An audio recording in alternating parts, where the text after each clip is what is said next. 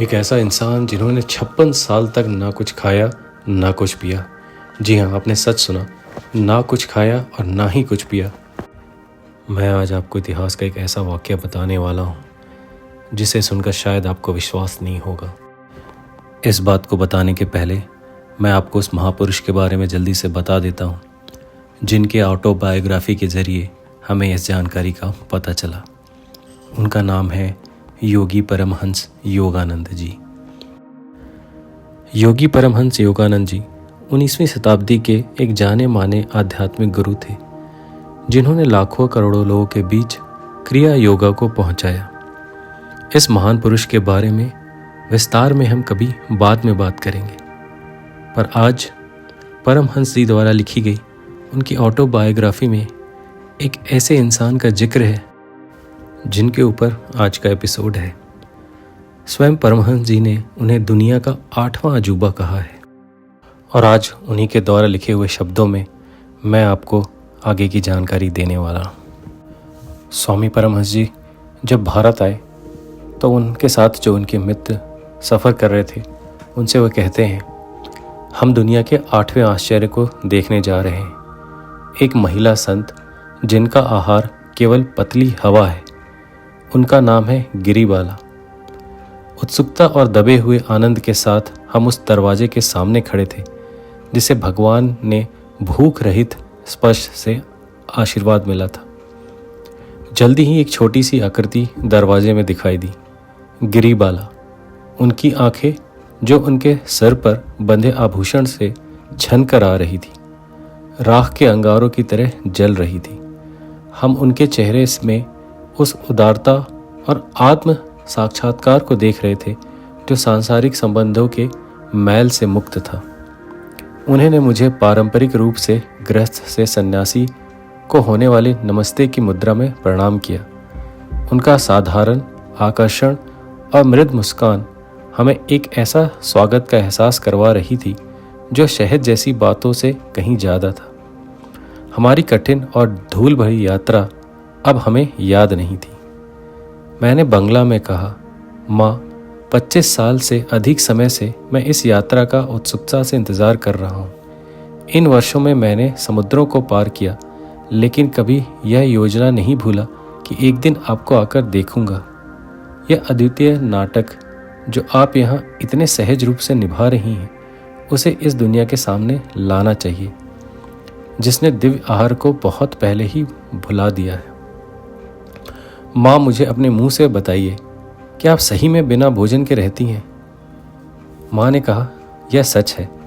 12 साल की उम्र से लेकर अब तक, और अब मेरी उम्र 68 साल है, यानी लगभग 56 साल से ज़्यादा समय से मैंने ना तो कोई भोजन खाया है और ना ही कोई तरल पदार्थ लिया है। क्या आपको कभी भोजन खाने का मन नहीं करता? उन्होंने कहा, अगर मुझे खाने की तृष्णा होती तो मैं खा लेती। उसने यह साधारण सा लेकिन शाही तरीके से कहा, एक ऐसा सत्य जो दुनिया के लिए अजनबी नहीं था, जो कि हर दिन 3 बार भोजन करने के इर्द गिर्द घूमती है।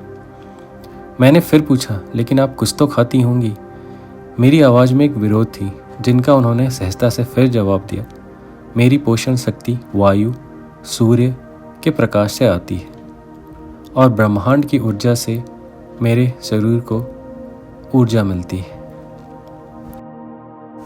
आपको यह ज्ञान कैसे आया और आपने यह ज्ञान कभी किसी के साथ साझा क्यों नहीं किया? इस पे माँ गिरिबाला ने कहा कि जब मैं छोटी थी तो मेरी माँ कहती थी कि कभी भी किसी चीज़ के पीछे बहुत ज़्यादा नहीं भागना। कभी भी आपको किसी चीज़ का बहुत अत्यधिक लालच नहीं होना चाहिए। हमारे यहाँ जैसा होता था, बहुत ही छोटी उम्र में मेरी शादी हो गई। मेरा ब्याह सिर्फ 12 साल की उम्र में हो गया और हमारे वहाँ पर हमारी सासू माँ ही हमारी माँ की तरह होती थी, जो हमारा बच्चों की तरह ध्यान रखती थी और हमें वैसे डांट फटकार भी मिलती थी। मेरी आदत थी कि मैं अपना जीवन सिर्फ खाने के इर्द गिर्द ही घुमाती थी। मुझे दिन भर भूख लगती थी और मैं कई बार खाना खाती थी। इसको देखकर कई बार मेरी सासू माँ मुझे ताने भी दिया करती थी। एक बार इस तरीके से जब मैं खाना खा रही थी तो मेरी सासू माँ ने मुझे कहा कि तुम बहुत ज़्यादा खाना खाती हो, ऐसा कर मुझे ताने दिया। जिससे झल्लाकर मैंने उनसे कहा कि आज से मैं कसम लेती हूँ कि आज के बाद मैं ज़िंदगी भर कभी खाना नहीं खाऊंगी। बचपने में मैं ऐसे कह तो गई, पर मुझे पता था कि यह संभव नहीं होगा। लेकिन क्योंकि मैं बहुत ज़िद्दी थी, इसलिए मैंने अपनी ज़िद को पूरा करने के लिए सारा कुछ किया। जब मुझसे मेरा भूख बर्दाश्त नहीं हुआ तो मैं पास के गंगा के घाट पर गई और वहाँ जाकर भगवान से मैंने प्रार्थना की कि भगवान, मुझे कुछ ऐसा वरदान दे जिससे मुझे भूख नहीं लगे। वैसा कुछ हुआ तो नहीं, पर शाम को मुझे गुरु मिले जिनसे मैंने ये बात की। उन्होंने काफ़ी मुस्कुराकर मुझसे कहा कि पहली बार मैंने इस तरीके का कोई वरदान मांगते हुए किसी को सुना है। उन्होंने मुझे आशीर्वाद दिया कि जाओ, अगर तुम चाहो तो सूरज की रोशनी, वायु और ब्रह्मांड की ऊर्जा से तुम्हारी भूख मिटती रहेगी। उसके लिए तुम्हें कुछ योग साधना करने पड़ेंगे, जिन्होंने मुझे ये बताया।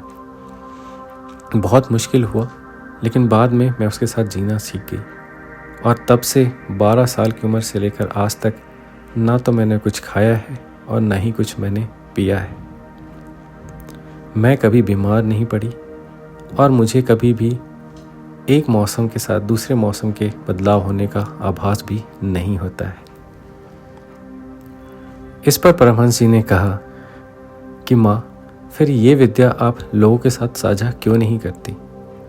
उस पर जो गिरिबाला जी ने कहा वो बहुत ही महान था। उन्होंने कहा कि अगर मैं ये विद्या सबके साथ साझा करूं तो ये प्रकृति के विपरीत जाने के जैसा होगा। मनुष्य को इस समाज में, इस संसार में नष्ट होने के लिए ही बनाया गया है। खाना उगाना, खाना खाना और उसके बाद उस खाने का त्याग करते हुए इस दुनिया से चले जाना ही मनुष्य की विकृति है, जिसे हम बदल नहीं सकते। इसलिए ये विद्या मेरे साथ है और मेरे साथ ही चली जाएगी। ऐसा सुनने के बाद मैंने श्रद्धा से कहा, कृपया मुझे अपने पवित्र चरणों को छूने का अवसर दीजिए। कैसा लगा ये एपिसोड आपको ज़रूर बताइएगा। ये कहानी इतनी ही सत्य है जितना कि ये ब्रह्मांड। आप अपना रिसर्च खुद कर सकते हैं। अगले एपिसोड पे आपसे फिर मुलाकात होगी। तब तक के लिए नमस्कार।